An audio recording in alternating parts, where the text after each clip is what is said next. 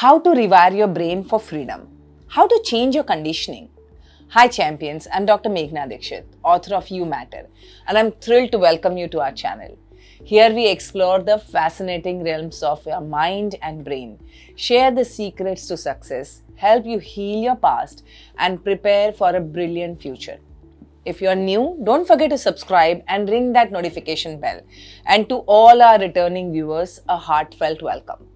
If you are ready to dive into the incredible world of your brain potential, then type ready in the chat box right now.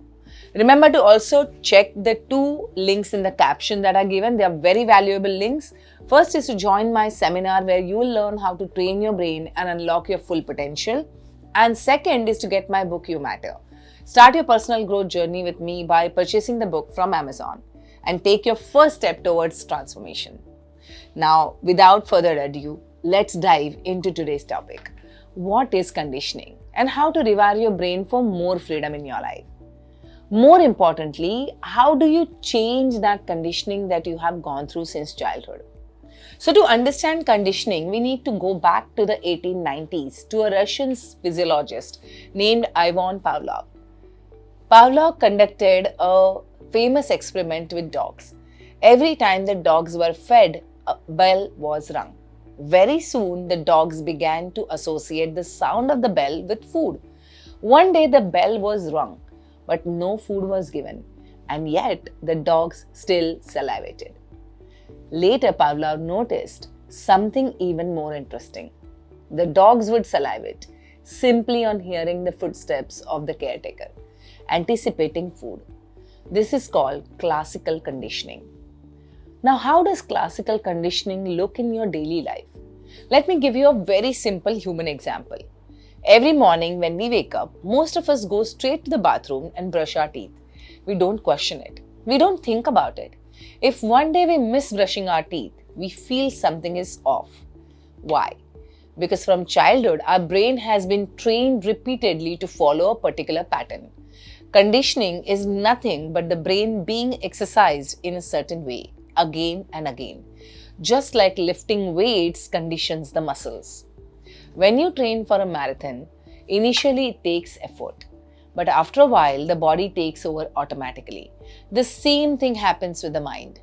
Conditioning happens 24/7. We are conditioned to follow traffic rules. We are conditioned by culture, food, religion, education, family, society. And here is a truth bomb. Conditioning is our reptilian brain's way of keeping us safe. It's a familiar zone. Let me share a real incident with you. When my child was young, he once had a play date at home. I had prepared vegetable pulao and butter chicken rice. One of the children was vegetarian. Looking at the butter chicken, he suddenly said to my son, "You are eating an animal. You are a bad boy." My son, who loves butter chicken, immediately looked at me and said, "Mama, I don't want to eat it. I'm not a bad boy." That child had been conditioned from early childhood that eating non-vegetarian food is wrong and makes a person bad. That single belief was strong enough to eventually break the friendship. This is the power of conditioning. Have you ever experienced something like this in your life as well? This power of conditioning, then type experienced in the chat box.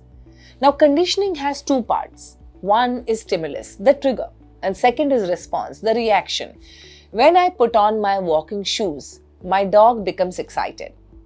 Shoes is equal to stimulus. Excitement is equal to response. People eating non-vegetarian food, stimulus. Breaking friendship, response. Over time, the brain stops thinking, it simply reacts. Now, here is something very important. The earliest conditioning began when the reptilian brain evolved nearly 1 billion years ago. That brain had only one job: stay safe, stay comfortable. From this survival conditioning arose two core fears: I'm not enough and I'm not loved. These two fears govern our thoughts, our beliefs, our emotional patterns, our life experiences. And every experience then reinforces the belief. For generations, the girl child has been conditioned to believe she's a burden, someone to be married off early. As a result, education is deprioritized. Self-worth is tied to being a good wife or good daughter-in-law.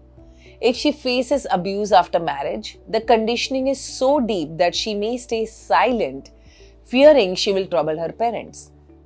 I have seen many such cases during my medical years. Similarly, boys are conditioned with strong men don't cry. Today, I see increasing numbers of men coming to me with deep emotional pain, unable to process emotions, which often results in anger and aggression. Unprocessed emotion always leaks out as a behavioral trait. So, how do you deal with this? Let me share my personal deconditioning journey. I too grew up with conflicting conditioning. My father raised his daughters to be no less than boys. My mother constantly told us to behave like girls. This inner conflict took a toll. Years later, when my health, relationships, money, and career collapsed, I hit rock bottom. That's when I realized if I want to grow, I must decondition before I can evolve. And that brings me to the most important part of this video: how to change your conditioning, how to become more free in your life. There are 3 powerful steps to it. Step 1 is to become aware of your self-talk. Your mind has a constant chatter. So ask yourself, what is my inner voice saying? Is it warning me, criticizing me, limiting me? And start writing down your thoughts every morning for 10 minutes. No filtering, no judgment. Do this daily for 90 days. Awareness is the first crack in conditioning. Step number 2. Let go of old beliefs. Beliefs don't disappear just because we want them to. They dissolve only when we trace them to their origin. Feel the emotion behind them. Release the stored charge. This is an ongoing process and often requires mentorship and tools. In our advanced programs, we work deeply on identifying and releasing these emotional imprints. Step number 3. Expand your awareness. Conditioning contracts awareness. We are trained into fear-based formulas. Good marks, good college, good job, marriage, children, safety. To expand awareness means protect your mornings. For the first 2 hours after waking, avoid phone, news, social media. Instead, thought journaling, gratitude journaling, meditation, breath work, reviewing your goals and aligned actions. Slow down. Spend time in nature. Do one thing at a time. Stop multitasking. Slowness expands consciousness. Conditioning is not your enemy, but unconscious conditioning keeps you trapped. When you become aware, you regain choice, and choice is freedom. If this video helped you, please share it with someone who needs it today. And remember, you matter.